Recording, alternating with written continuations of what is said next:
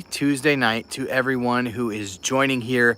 We're going to get into the topic of the great debate. The great debate tonight, and I hope that you're all doing well. I can't wait to get into this topic with you here shortly. Now, one of the many questions that I get asked often is not what I thought about the latest presidential debate. It's what I think about switching from Zepbound to Wegovy. Yes, many times people are forced to switch to Wegovy from Zepbound simply because there are insurance issues, scarcity issues, whatever they may be. And the number one question that I get is, should I switch if I can't get access to Zepbound? Hey, Sabrina, how are you tonight? So one of the things that I want to get into tonight is that very question. Switching from Zepbound to Wegovy and what to expect. So one of the main things that I want people to understand, I think is super important to understand, is that, hey, Sasha, hey, Sabrina, thanks for joining tonight. It's good to see you. We're talking about the great debate, Zepbound versus Wegovy, right? Many people have messaged me recently saying that they are having to switch from Zepbound to Wegovy because either their insurance plan is no longer covering it, the savings card changes, or they just simply cannot find Zepbound and they're able to find Wegovy. Shorty, Ange, welcome. This is what I want people to understand. Wegovy is semaglutide. It is the obesity version of Ozempic. Many of you who are already here, well aware of that. Semaglutide is a straight GLP-1 receptor agonist. The GLP-1 is one of the most prominent incretin hormones. There are many. There's actually a GLP-2 also, but GLP-1 distinctly helps people to feel full in their brain, slows gastric emptying, etc. The problem is that GLP-1 actually acts in a center of your brain that also stimulates the effect of nausea, right? And so one of the very interesting things that people tend to experience with GLP-1 is nausea, whereas Zepbound is primarily a GIP medication. Both of these medications fall under the class of incretin mimetics. Incretins are hormones made in your gut in response to nutrient intake. But GIP, unlike GLP-1, does not act in that same part of your brain responsible for making you feel nauseous. So many people are able to tolerate semaglutide, but for those who don't, it's because it's acting in that area of your brain and you're just more sort of susceptible to the feelings that it gets acting in that part of your brain that is responsible for nausea. That said, Wegovy was the first weekly GLP-1 receptor agonist that was approved for chronic weight management. There was a daily shot approved prior to that called Saxenda that many of you may have heard of, but Wegovy was the first weekly shot, and it was only approved about a year or two before Zepbound. So it's been on the market a little bit longer. The clinical trial for weight loss showed about 15% on average, whereas Tirzepatide, which is the active ingredient in Zepbound, tended to help people get up to 20, 21, 22% weight loss in the 3-year study. I believe it was a 3-year study, 72 weeks, maybe closer to like a year and a half. I get confused sometimes, all these clinical trials rattling around my brain. There's a 3-year study just done on Tirzepatide. That one showed that there was literally a 94% reduction in type 2 diabetes in patients that took Tirzepatide who were pre-diabetic and overweight. But we've seen similar studies in semaglutide. Semaglutide actually showed almost a 72% reduction in developing type 2 diabetes. So you do see, in the clinical trials at least, the efficacy for semaglutide being slightly underneath what it is for Tirzepatide, but many people respond very well to semaglutide. Now, on the specific topic of switching from Tirzepatide to semaglutide, none of this is medical advice. All of this information is shared to help you have a more competent and confident conversation with your doctor. And with that being said, there are 32 people in this live and only 2 thumbs up. So I don't know if we're just feeling a little in the doldrums after the actual debate tonight or what it may be, but hit that thumbs up while you're here because we would like other people to be able to see this video, and that is literally how it happened. Sorry, I'm on my porch and this light is motion activated.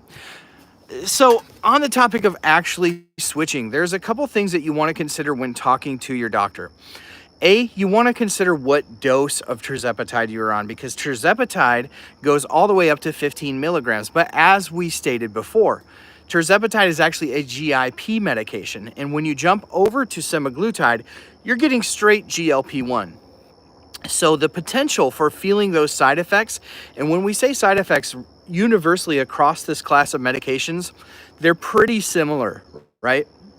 Just sort of experienced in levels of severity a little bit differently, right? So with semaglutide specifically, many people report that they deal with constipation because, after all, the natural action of GLP-1 is to slow gastric emptying. So if you're slowing the time it gets from here to down her, it's natural that it would take more time than usual, right? So constipation is one of the issues commonly reported with semaglutide.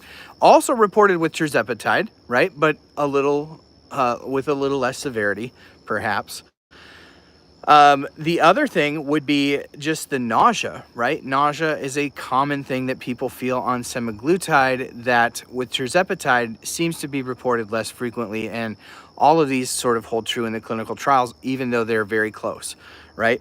So if you're losing access to Zepbound and you have to get on semaglutide, whether that's Wegovy or Compound or Ozempic, whatever it is, know that you're getting a world-class medication.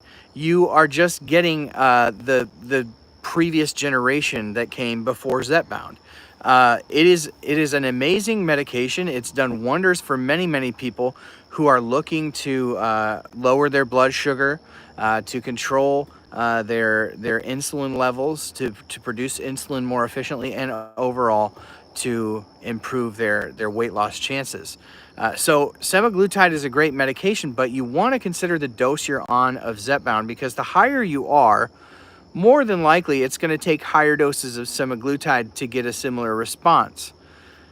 That said, jumping over to semaglutide, the reports of people who let's say you're on 15 milligrams of tirzepatide, or even let's say 10 and above, people who jump right over into the upper dose of Wegovy, which is 2.4 milligrams, often report that the side effects are extremely harsh. And so one of the things I want to encourage you to have a conversation with your doctor about is starting low and slow, because there is an off chance that you may respond better to semaglutide. That wouldn't be within the norm, but some people do. And if that's you, you definitely want to climb the rungs of the ladder as slow as possible and take advantage of each dose, as each dose has a certain amount of sort of efficacy, it seems, for people before they need to titrate up. And if you just jump in at 2.4 milligrams of Wegovy, there's nowhere to go. Conversely, if you jump in at 2.4 milligrams of Wegovy, it's a really high dose to jump on, and like we talked about, it's a little bit harsher with those GI side effects. So I want you to be aware that these are the types of conversations you should be approaching with your doctors. I am not a doctor. This is not medical advice. It's just a sort of teeing up the conversation to have with them. I just want to take a minute to acknowledge the chat here, because I haven't. Sue the Dude, welcome. Debbie, the boys, good to have you here. Natalie D, Angie, Sean Akridge, good to have you here, buddy. Lynn K, Terry, Shorty, Sabrina, thank you for being here. Nectarine Man, welcome. It's good to have you here. I've noticed you in the comments of the videos lately. In the UK, it won't be prescribed unless you start on therapeutic doses.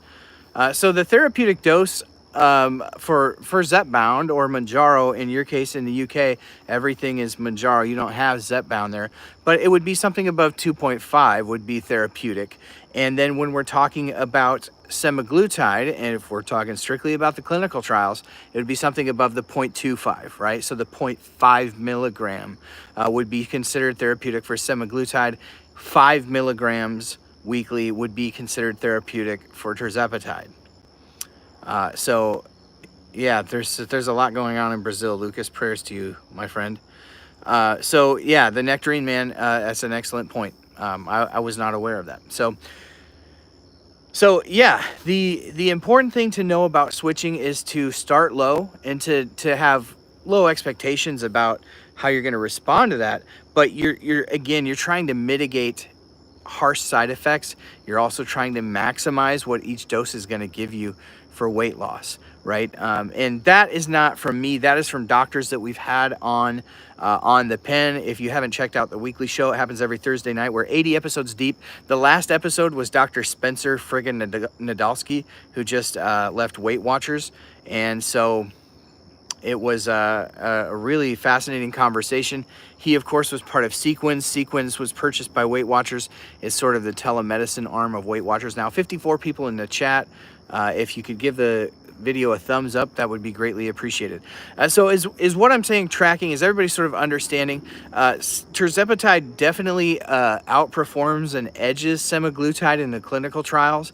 It's just the next generation, right? It's more of a GIP medication, a different incretin hormone than GLP-1, which is what Ozempic and Wegovy, both semaglutide, are. But it's a fantastic medication nonetheless. And if you're switching, my recommendation is to have that conversation with your doctor about starting low and slow and working your way up. If you don't respond at all to it, you've got no side effects, that's a great time to go back to your doctor and say, hey doc, I'm not really responding to this. Maybe we dose it up. But those are the types of conversations I would be having if you're switching from Zepbound to Wegovy or semaglutide, which again is a fantastic medication. I've been on both personally.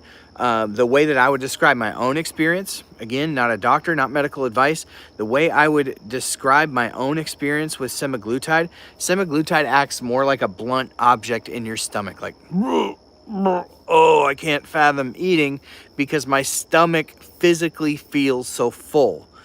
Where with Tirzepatide, it's more like this stealthy ninja acting in your brain, and it's like, oops, I didn't even think about eating one time. I have to sort of remind myself to eat. This is universally the experience that I hear from the vast majority of people who have tried both. This was my own personal experience with these two different medications as well, although those feelings for both medications were very fleeting. As I titrated in doses, I probably need higher levels. That's another topic for another day, as people with type 2 diabetes tend to be slower responders to these medications than people who are not. Again, clinical data will show that and show that out. I don't know what timer that's on, but it's not long enough to do a live. So I hope this makes sense for you all. The great debate. Tirzepatide versus semaglutide. Tirzepatide definitely edges it out in terms of weight loss for the average person, side effects for the average person. But where it does not edge out is insurance coverage. And so for most people, that comes down to cost. Although, interestingly enough, the list price for Wegovy is around $1,500, where the list price for Zepbound is $1,100. But as we all know, that means very little when you actually consider the healthcare system. It's all about where the coverage is, because 80% of people on Wegovy pay $25 or less, or maybe $50 or less per month. That is definitely not the case with Zepbound now. Many people are still paying the $550 a month. Of course, we know that savings card changed. If you're just getting on there, you're going to be paying $650 a month. However, if you have no insurance, you can get Zepbound for as little as $399 for the 2.5 milligram, $549 if you go up to the 5 milligram. Those are the two doses available through Lilly Direct at a cash pay price, available in their single dose vial. So you don't get the big injector pen, you get a single dose vial that you draw the medication up and inject yourself. So I hope that this was helpful for you. I've gotten this question enough that I thought this is a good one to jump on, make a video about, sort of help people understand a quick flyover of the differences in these medications, but then also understand if you're switching from Zepbound to Wegovy or Tirzepatide to semaglutide, to just know sort of it's not the best practice probably to ask your doctor to go right on the highest dose of Wegovy. Anecdotally, we hear from many people who that just wasn't the right move for them, because the side effects can be pretty gnarly with semaglutide if you don't follow the titration process as normal. So hope this was helpful for you. I'm so glad to have you here. Hit that thumbs up button if you're here. If you haven't followed the channel, make sure you hit subscribe. We'd love to have you here. How much GLP is in MJ? 60%? No, not even close. So that when we talk about these medications, I like to talk about them in terms of ratios, right? So GLP-1, semaglutide, Ozempic, Wegovy, and Rybelsus are 100% a GLP-1 receptor agonist. Mounjaro, Zepbound, Tirzepatide being the active ingredient, is a 5-to-1 ratio, meaning it's 5 times more a GIP medication than it is a GLP-1, right? So that's pretty significant. I like to refer to, it's hard, you know, with SEO and trying to get videos and getting people to understand this stuff, but literally, it's mostly a GIP medication when we talk about Zepbound, Mounjaro, Tirzepatide. It's mostly GIP. Both GLP-1 and GIP fall under the umbrella of incretin hormones, hormones made in your gut, the production of which is stimulated by nutrient intake, right? But if you're obese or diabetic, there's a whole bunch of stuff going on in your gut that's not normal, right? That it would be atypical, that is what I like to refer to as dysregulation. And these medications are helping to bring back a level playing field because of that dysregulation, to give you a level playing field to hopefully achieve the health goals that you're looking to achieve long term. And of course, those health goals extend far beyond weight loss. Like I alluded to earlier in the video, 94%, just a staggering number of people who take Tirzepatide at the 15 milligram dose in a 3-year study avoided getting type 2 diabetes. Those were pre-diabetic people with obesity. Of course, we also know that 51% of people that take the 15 milligram dose of Zepbound, Tirzepatide, Mounjaro, who have sleep apnea are able to resolve their sleep apnea, obstructive sleep apnea, completely. That's a amazing and astonishing number, and it's the first medication that has been shown to treat sleep apnea. So that's obstructive sleep apnea. There's 2 kinds of sleep apnea. Obstructive being there's just an obstruction in there when you sleep, and so you get that snoring kind of sound. There's an obstruction keeping you from getting the amount of oxygen that you need throughout the night. That would be obstructive sleep apnea. 51% of the patients with obstructive sleep apnea who took Tirzepatide resolved it. Absolutely resolved it. And so we talk about pre-diabetes being resolved. We talk about sleep apnea being resolved in 51% of patients.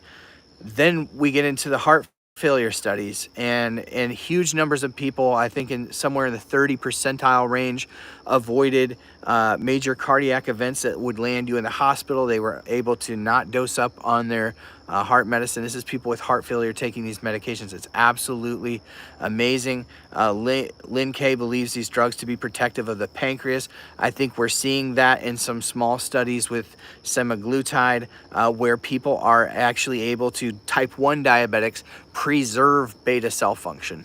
And so I 100% would agree with that hypothesis, Lynn. Thank you for sharing.